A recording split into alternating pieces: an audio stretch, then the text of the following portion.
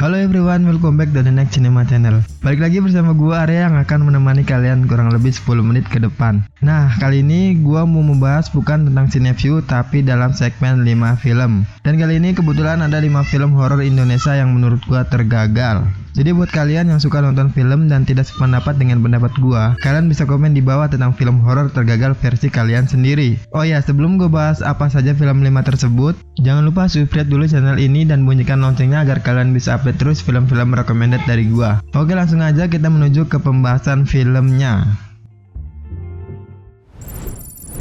Film pertama ini adalah film yang bertujuan membuat trilogi film, yaitu film berkesinambungan. Entah apa maksud dari rumah produksi menyiapkan trilogi film ini. Namun, yang patut diperhatikan adalah dari judul filmnya, yang menyebutkan 3 karakter tersebut. Nah, yang bakalan gue bahas di sini adalah yang part arwah tumbal nyai. Sinopsis dari Arwah Tumbal Nyai ini berkisah tentang seorang wanita bernama Sukriani. Sukriani penasaran dengan tusuk konde dan kaset-kaset kosong yang ditemukannya. Dan si Sukriani ini benar-benar sangat suka dengan tari jaipong. Sukriani punya keinginan belajar menari jaipong, tapi selalu dilarang sama neneknya sendiri. Dan akhirnya Sukriani berusaha mencari tahu apa yang salah dengan tidak bolehnya dia menari jaipong. Suatu saat Sukriani berusaha mendatangi Nyi Imas untuk belajar jaipong. Akan tetapi sebuah kesalahan kecil membuat niat Sukriani untuk belajar tari jaipong menjadi enggak jelas. Kematian neneknya dan misteri menghilangnya para penari jaipong terus menghantui si Sukriani. Apa hubungannya antara Sukriani dengan jaipong dan apa kesalahan yang pernah dia lakukan? Benarkah ini kutukan yang terkait dengan mistis? Sepertinya Era Pictures ini nggak mau menyerah. Era Pictures ingin terus membuktikan bahwa mereka adalah salah satu rumah produksi yang rajin menghasilkan film baru setiap bulannya. Kali ini film bergenre horor dari rumah produksi yang dipimpin oleh Raffi Ahmad yang diperankan 3 penyanyi dangdut dan salah satunya adalah Ayu Ting Ting yang dikabarkan dekat dengan Raffi Ahmad tersebut. Tapi di film ini gue membahas yang pemerannya diperankan oleh Zaskia Gotik dan Sakti Aurora, aktor tampan dari India tersebut. Tapi sayangnya film ini sangat mengecewakan. Banyak skin atau ekspresi dari Zaskia yang tidak tepat saat dia acting ketakutan. Gue yakin buat kalian yang sudah nonton film ini pasti sependapat sama gue. Banyak adegan yang menjanggal dari pas pertama Sukriani mendatangi rumah kosong. Awalnya dia jalan kaki dan di hari berikutnya dia datang lagi ke rumah tersebut, tapi anehnya malah naik mobil. Tapi pas gue nonton filmnya dia jalan kaki cuma sebentar, ya nggak nyampe per jam-jam. Tapi giliran pas naik mobil, kenapa dia muter-muter dulu gitu kan aneh. Kenapa nggak lewat jalan yang kemarin gitu pas dia jalan kaki? Buat yang kayak gue, para pecinta film horor Indonesia, menurut gue ini film gagal banget dan ngefek di film-film selanjutnya, dan itu terjadi fix.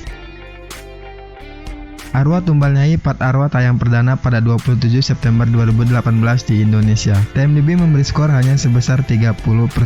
Film ini mendapatkan rated 17 ke atas. Secara film ini memuat adegan yang sesuai untuk penonton usia 17 tahun ke atas dan tidak layak untuk anak di bawah umur.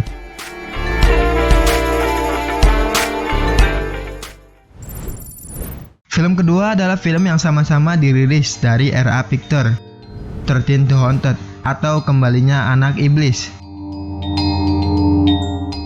Film menceritakan tentang hantu yang mati karena dijadikan tumbal ayahnya agar hotelnya ramai.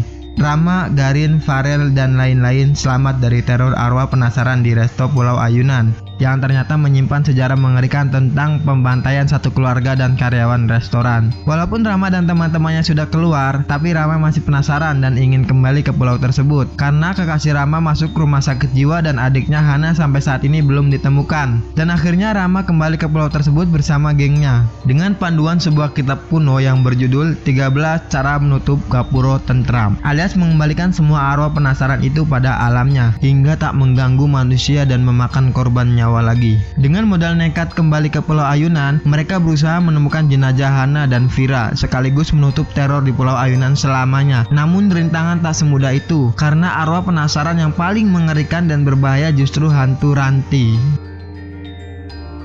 Film yang diproduksi oleh Era Pictures yang dipimpin oleh Raffi Ahmad dan disutradarai oleh Rudi Sudjarwo dan diperankan banyak aktor muda seperti Al Ghazali, Ahmad Megantara, Mikha Tambayong, dan masih banyak yang lain. Ada juga YouTuber ternama Indonesia yaitu Atta Halilintar ikut andil di film tersebut. Kenapa gue bilang ini film horor tergagal? Karena banyak cerita yang tidak masuk akal di film ini. Pertama, ketika Ahmad Megantara bilang kepada Andy suruh jangan keluar dari lingkaran ini, kalau keluar kita semua akan mati. Tapi Andy malah memaksa keluar dari lingkaran tersebut, dan anehnya tidak terjadi apa-apa dengan kelompok itu. Dan di ending film tersebut, Mikha Tambayong berubah ekspresi semacam ngasih tahu bahwa dia yang membuat semua hal itu. Sangat tidak masuk akal banget ini film. Kembalinya Anak Iblis tayang perdana pada 5 September 2019 di Indonesia. IMDb memberikan skor hanya sebesar 40%.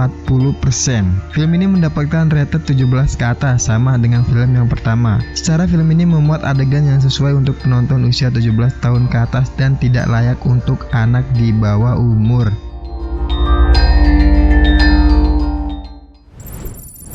Film ketiga akan diisi dengan Roy Kiyoshi The Movie. Roy Kiyoshi merupakan paranormal indigo yang namanya melejit berkat acara variety show berjudul Karma. Bisa dibilang dia sekarang adalah paranormal terpopuler di Indonesia saat ini. Sehingga tidak heran kalau dibuatkan film yang mengenai kehidupannya, yang disisipkan juga unsur-unsur fiksi di dalamnya. Dalam film yang diproduksi MVP Pictures ini, Roy diceritakan baru saja menyelesaikan sebuah kasus dan berhasil menyelamatkan nyawa seorang anak dari ancaman makhluk halus jahat. Namun setibanya di rumah, dia dikejutkan dengan adiknya yang bernama Rani. Ternyata Rani yang melakukan sebuah ritual pemanggilan roh jahat berupa api Banaspati. Rani tak menyadari jika apa yang dilakukannya membuat diculik oleh Banaspati. Merasa gagal menyelamatkan adiknya, Roy pun terjebak dalam kebiasaan buruk dan larut dalam keputusasaan. Hingga akhirnya ia bertemu dengan Sheila. Sheila ini aktivis LSM yang baru saja bergabung dan menggantikan pekerja yang tewas secara misterius. Usaha Sheila meyakinkan Roy bahwa kemampuan luar biasanya bisa menyelamatkan adiknya pun tidak mudah karena Roy Kiyoshi masih bersedih atas hilangnya adiknya tersebut.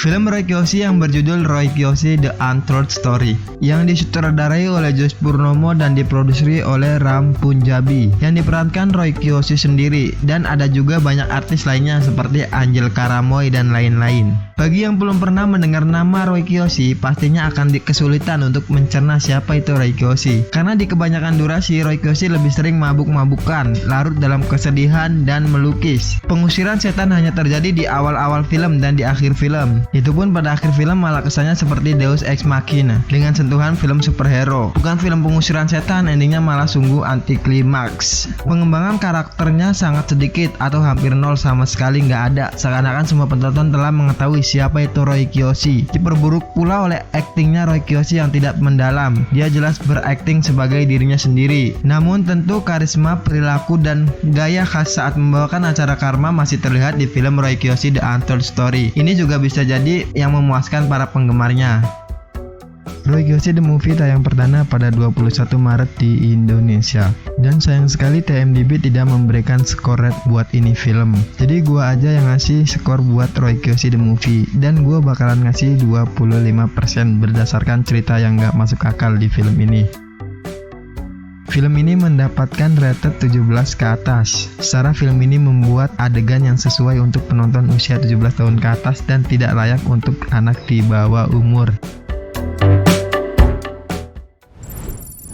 Film keempat ini adalah film Jailangkung 2. Bella dan Rama. Mereka berdua harus menelusuri misteri dari setan-setan yang hendak mencelakakan keluarga Bella semenjak ayahnya sudah sadar dari koma. Sebagai anak paling kecil yang tidak pernah mengenal ibunya, Tasya merasa kesepian. Tanpa disengaja ia menonton rekaman video lama milik ayahnya yang pernah berkomunikasi dengan arwah almarhum istrinya menggunakan jailangkung. Tasya pun merakit jailangkung sendiri dan memainkan dengan harapan bisa berkomunikasi dengan almarhum ibunya. Kejadian ini rupanya membangkitkan berbagai masalah, termasuk arwah pembawa petaka. Bella dan Rama bergabung dengan rekan baru mereka yaitu Bram dalam petualangannya sampai ke dasar laut untuk mengalahkan titisan setan yang menguasai Angel dan membawa pulang Tasya dari tempat gaib.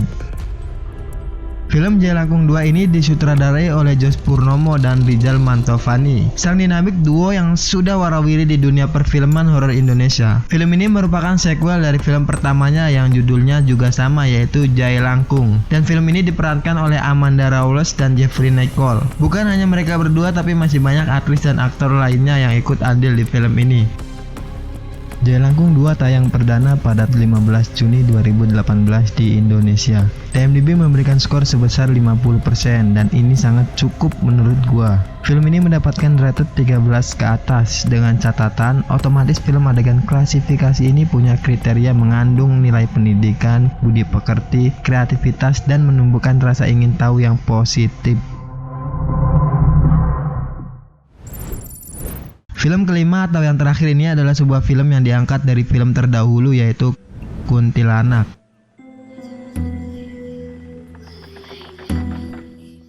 Sekelompok anak-anak nekat mengeksplor rumah terbengkalai demi memenangkan sayembara reality show untuk membuktikan kebenaran adanya kuntilanak yang suka menculik anak kecil. Petualangan yang mereka pikir akan membawa keseruan justru menjadi malapetaka saat kuntilanak, sang makhluk mengerikan yang masuk ke dunia manusia melalui sebuah cermin kuno, kini memburu mereka sebagai korban baru. Kuntilanak merupakan film Indonesia pada tahun 2018 yang disutradarai oleh Rizal Mantovani dan dilabeli oleh MVP Pictures. Film ini diperankan oleh Vero Walando, Aurel, dan lain-lain. Nah, pertama-tama gua mau kasih penjelasan dulu kalau Kuntilanak 2018 ternyata merupakan sequel. Nah, itu juga terlihat dari satu adegan yang menyoroti artikel koran tentang pembunuhan di tempat kos-kosan, yang berarti merujuk pada kejadian dalam Kuntilanak 2006. Dengan pertanda mutlak kalau ini adalah sebuah sequel, amat disayangkan jika tak ada penjelasan lebih lanjut tentang kolerasi cermin Mangkujiwo. Adegan pembuka nggak berkesan sama sekali. Gua langsung mengerenyitkan dahi gua, dibuat heran. Dan akhirnya timbul berbagai pertanyaan yang terus merembet hingga film berakhir tanpa gua bisa tahu penjelasan logisnya. Pertanyaan sesederhana seperti bagaimana cermin Mangkujiwo bisa sampai dimiliki pria misterius yang muncul di adegan pembuka tak pernah terjawab sama sekali di film ini. Masalah ini mungkin terlihat sepele, tapi dengan mengetahui fakta jika pria misterius tersebut menyadari perihal sisi mistis cermin ini, justru harusnya kisah si pria misterius ini bisa diulik lebih dalam lagi. Kuntilanak tayang perdana pada 14 Juni 2018. IMDb memberikan skor sebesar 56%. Film ini mendapatkan rated 13 tahun ke atas dengan catatan sama seperti di atas.